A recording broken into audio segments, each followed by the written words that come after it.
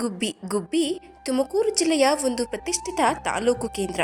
ತುಮಕೂರು ನಗರದಿಂದ ಬೆಂಗಳೂರು ಹೊನ್ನಾವರಕ್ಕೆ ಹೋಗುವ BH ರಸ್ತೆಯಲ್ಲಿ ಸುಮಾರು 20 ಕಿಲೋಮೀಟರ್ಗಳ ದೂರದಲ್ಲಿದೆ. ಕುಂಚಿಟಿಗ ಒಕ್ಕಲಿಗ ಪ್ರಾಬಲ್ಯ ಹೊಂದಿರುವ ಈ ಪಟ್ಟಣ ಕಲೆ, ಸಾಹಿತ್ಯ, ಸಾಂಸ್ಕೃತಿಕ ನಾಟಕ ರಂಗಕ್ಕೆ ತನ್ನದೇ ಆದ ವಿಶಿಷ್ಟ ಕೊಡುಗೆಯನ್ನ ಕೊಟ್ಟಿದೆ. ಗೋಸಲ ಚನ್ನಬಸವೇಶ್ವರ ದೇವಾಲಯದಿಂದ ಇಲ್ಲಿನ ಗುಬ್ಬಿ ಸ್ಥಳವು ವಿಶ್ವವಿಖ್ಯಾತಿಯನ್ನ ಪಡಿತಾ ಇದೆ. ತುಮಕೂರು ಜಿಲ್ಲೆಯ ಗುಬ್ಬಿಯಲ್ಲಿ ಗೋಸಲ ಚನ್ನಬಸವೇಶ್ವರ ಸ್ವಾಮಿ ನಿರ್ವಾಲಯವಾದರೂ ಇವರ ಗದ್ದಿಗೆಯ ಮೇಲೆ ದೇವಸ್ಥಾನವನ್ನ ಕಟ್ಟಿದ್ದಾರೆ. ಅದು ಗುಬ್ಬಿ ಚನ್ನಬಸವೇಶ್ವರ ಎಂಬ ಹೆಸರಿನ ಪ್ರಖ್ಯಾತ ದೇವಾಲಯವಾಗಿ ಸುತ್ತಮುತ್ತಲಿನ ಭಕ್ತರನ್ನ ಆಕರ್ಷಿಸುತ್ತಿದೆ. ನಮಸ್ಕಾರ ಸ್ನೇಹಿತರೆ, ಎಲ್ಲರಿಗೂ ಮಾನು ಮನೋಜ್ ಕನ್ನಡ ಯೂಟ್ಯೂಬ್ ಚಾನೆಲ್ಗೆ ಸ್ವಾಗತ. ಚನ್ನಬಸವೇಶ್ವರ ಸ್ವಾಮಿಯವರ ಗುರು ಗೋಸಲ ಸಿದ್ದೇಶ್ವರರು. ಇವರ ಸಮಾಧಿ ತುಮಕೂರು ಜಿಲ್ಲೆಯ ಸಿದ್ದರ ಬೆಟ್ಟದಲ್ಲಿದೆ. ಇವರ ಶಿಷ್ಯ ಪ್ರತಿಷ್ಠಿತ ಯಡಿಯೂರು ಸಿದ್ದಲಿಂಗೇಶ್ವರರು. ಇವರ ಸಮಾಧಿ ತುಮಕೂರು ಜಿಲ್ಲೆಯ ಕುಣಿಗಲ್ ತಾಲೂಕಿನ ಯಡಿಯೂರಿನಲ್ಲಿದೆ. ಗೋಸಲ ಚನ್ನಬಸವೇಶ್ವರ ಮಹಾತಪಸ್ವಿ ಎಂದು ಅನೇಕ ಪವಾಡಗಳನ್ನು ಮೆರೆದರೆಂದು ಸ್ಥಳ ಪುರಾಣದಿಂದ ನಮಗೆ ತಿಳಿದು ಬರುತ್ತೆ. ಇವರ ಗುರು ಪರಂಪರೆ ವಿಖ್ಯಾತವಾದದ್ದು. ಇವರು ಕ್ಷೇತ್ರಜ್ಞ ಸೋಮನಾವಾದ ಎಂಬ ಗ್ರಂಥವನ್ನ ರಚಿಸಿದ್ದಾರೆ. ಇದರಲ್ಲಿ ವೀರಶೈವ ಷಟ್ಸ್ಥಲ ಸಿದ್ಧಾಂತವನ್ನ ವಿವಿಧ ಷಟ್ಪದಿಯಲ್ಲಿ ನಿರೂಪಿಸಿದ್ದಾರೆ. ನಿರಂಜನ ವಂಶ ರತ್ನಾಕರದಲ್ಲಿ ಇವರ ವಿಷಯವನ್ನ ವಿಸ್ತಾರವಾಗಿ ಉಲ್ಲೇಖ ಮಾಡಲಾಗಿದೆ. ಗುಬ್ಬಿ ಹಿಂದೆ ಅಮರಗೊಂಡ ಕ್ಷೇತ್ರವೆಂಬ ಹೆಸರಿನ ಪವಿತ್ರ ಸ್ಥಳವಾಗಿತ್ತೆಂದು, ಇಲ್ಲಿ ಗೋಸಲ ಚನ್ನಬಸವೇಶ್ವರ, ಅಮರಗೊಂಡ ಮಲ್ಲಿಕಾರ್ಜುನ, ಮಲ್ಲಣಾರ್ಯ ಮುಂತಾದ ವೀರಶೈವಾಚಾರ್ಯರು ಇದ್ದರೆಂದು ಹೇಳಲಾಗಿದೆ. ಇಲ್ಲಿಯ ಮಲ್ಲಿಕಾರ್ಜುನ ದೇವಾಲಯದಲ್ಲಿ ಮಲ್ಲಣ್ಣಾರ್ಯ ಪ್ರವಚನವನ್ನ ನಿತ್ಯವೂ ಕೇಳುತ್ತಿದ್ದ 2 ಗುಬ್ಬಚ್ಚಿಗಳು ಆ ಪ್ರವಚನ ಪರಿಸಮಾಪ್ತಿಗೊಂಡಾಗ ದೇಹತ್ಯಾಗವನ್ನ ಮಾಡಿ ಸದ್ಗತಿ ಪಡೆದವೆಂದು, ಅದರಿಂದಲೇ ಈ ಸ್ಥಳಕ್ಕೆ ಗುಬ್ಬಿ ಎಂಬ ಹೆಸರು ಬಂತೆಂದು ಹೇಳ್ತಾರೆ. ಮಲ್ಲಿಕಾರ್ಜುನ ದೇವಾಲಯದಲ್ಲಿ ಆ ಗುಬ್ಬಚ್ಚಿಗಳೆನ್ನಲಾದ ಸಮಾಧಿಯೊಂದು ಇದೆ. ಗುಬ್ಬಿ ಒಂದು ವ್ಯಾಪಾರ ಸ್ಥಳ. ಇಲ್ಲಿ ವಾರಕ್ಕೊಮ್ಮೆ ಸೇರುವ ಸಂತೆಗೂ ವರ್ಷಕ್ಕೊಮ್ಮೆ ನಡೆಯುವ ಜಾತ್ರೆಗೂ ಸುತ್ತಮುತ್ತಲ ಸ್ಥಳಗಳಿಂದ ವರ್ತಕರು, ಗ್ರಾಹಕರು ಬರ್ತಾರೆ. ಬಟ್ಟೆ, ಕಂಬಳಿ, ಅಡಕೆ, ತೆಂಗಿನಕಾಯಿ, ಬೆಲ್ಲ, ಹುಣಸೆ ಹಣ್ಣು, ಗೋಧಿ, ಭತ್ತ, ರಾಗಿ ಮುಂತಾದವು ಇದರ ಸುತ್ತಮುತ್ತ ಉತ್ಪಾದನೆಯಾಗುವ ಪದಾರ್ಥಗಳು. ಸುತ್ತಮುತ್ತಲ ಸ್ಥಳಗಳಿಗೆಲ್ಲ ಇದೊಂದು ವ್ಯಾಪಾರ ಸ್ಥಳ. ಇಲ್ಲೊಂದು ನಿಯಂತ್ರಿತ ಮಾರುಕಟ್ಟೆಯೂ ಇದೆ. ಗುಬ್ಬಿಯಲ್ಲಿ ಎತ್ತಿನ ಗಾಡಿಗಳು ಸಹ ತಯಾರಾಗುತ್ತವೆ. ಗುಬ್ಬಿಗೆ 3 ಕಿಲೋಮೀಟರ್ ದೂರದಲ್ಲಿರುವ ಹೊಸಹಳ್ಳಿಯ ಗೌಡ ಈ ಪಟ್ಟಣವನ್ನ 400 ವರ್ಷಗಳ ಹಿಂದೆ ಸ್ಥಾಪಿಸಿದನೆಂದು, ಈತ 700 ವರ್ಷಗಳ ಹಿಂದೆ ಇದ್ದ ಹೊನ್ನಪ್ಪ ಗೌಡನೆಂಬ ನೊಣಬ ಮುಖಂಡನ ವಂಶಸ್ಥನೆಂದೂ ಹೇಳಲಾಗುತ್ತೆ. ಮೈಸೂರಿನ ದೊರೆಗಳಿಗೆ ಈ ಮನೆತನದವರು ಕಪ್ಪವನ್ನ ಒಪ್ಪಿಸ್ತಾ ಇದ್ರು. ಹೈದರನ ಕಾಲದಲ್ಲಿ ಇದನ್ನ 500 ಪಗೋಡಗಳಿಂದ 2500 ಪಗೋಡಗಳಿಗೆ ಹೆಚ್ಚಿಸಲಾಯಿತು.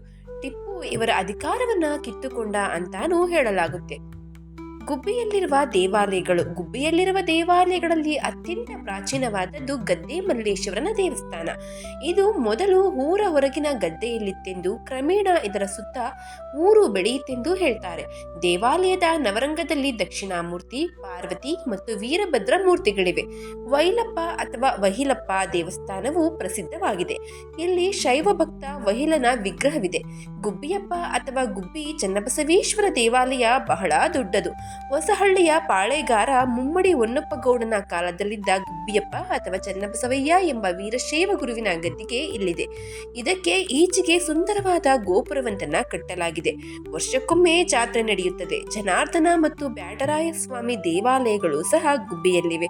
ಗುಬ್ಬಿಗೆ 1 ಮೈಲು ದೂರದಲ್ಲಿ ಬಯಲ ಆಂಜನೇಯ ಸ್ವಾಮಿ ದೇವಾಲಯವೂ ಇದೆ. ಗುಬ್ಬಿ ರೈಲ್ವೆ ನಿಲ್ದಾಣದ ಬಳಿ ಇರುವ ಚಿದಂಬರಾಶ್ರಮದಲ್ಲಿ ದತ್ತಾತ್ರೇಯ ಮಂದಿರವೂ ಗುರುಕುಲವೂ ಇದೆ.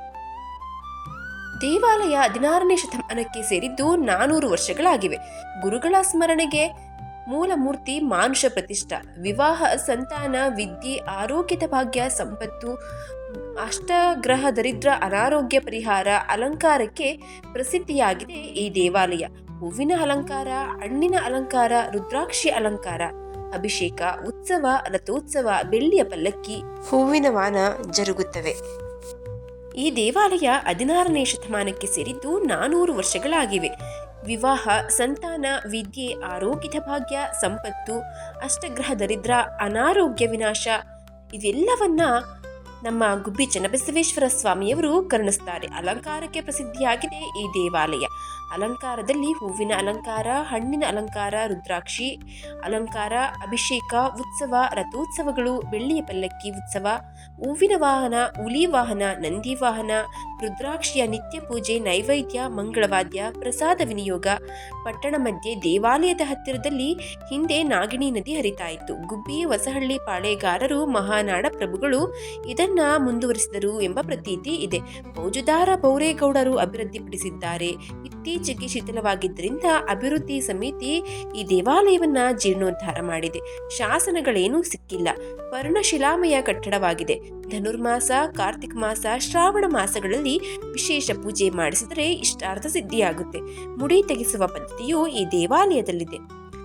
ಹಾಗೆ ಪಾದರಕ್ಷೆಯನ್ನು ಸಿದ್ಧಪಡಿಸಿ ಅದನ್ನು ವರ್ಷವಿಡೀ ದೇವಾಲಯಗಳಲ್ಲಿ ಪೂಜಿಸುವ ಪದ್ಧತಿ ಇದೆ. ವರ್ಷ ಮುಗಿಯುವಷ್ಟರಲ್ಲಿ ಪಾದರಕ್ಷೆಗಳು ಸವೆದಿರುತ್ತದೆ ಎಂದು ಇಲ್ಲಿನ ಭಕ್ತರು ಹೇಳ್ತಾರೆ. ಕಲ್ಯಾಣಿ ಕೊಳಗಳಲ್ಲಿನ ನೀರಿನ ಸ್ನಾನದಿಂದ ಮಕ್ಕಳ ಸಂಕಲ್ಪ ಪರಿಹಾರವಾಗಿ ವಿದ್ಯಾ ನೆನಪು, ಭಯ, ಭೀತಿ, ಸ್ವಪ್ನ ಇತರ ದೋಷ ಪರಿಹಾರವಾಗುತ್ತದೆ ಎಂದು ಹೇಳಲಾಗುತ್ತದೆ. ಚನ್ನಬಸವೇಶ್ವರರ ಸ್ವಾಮಿಯ ಪಾದುಕೆಯ ಪವಾಡ.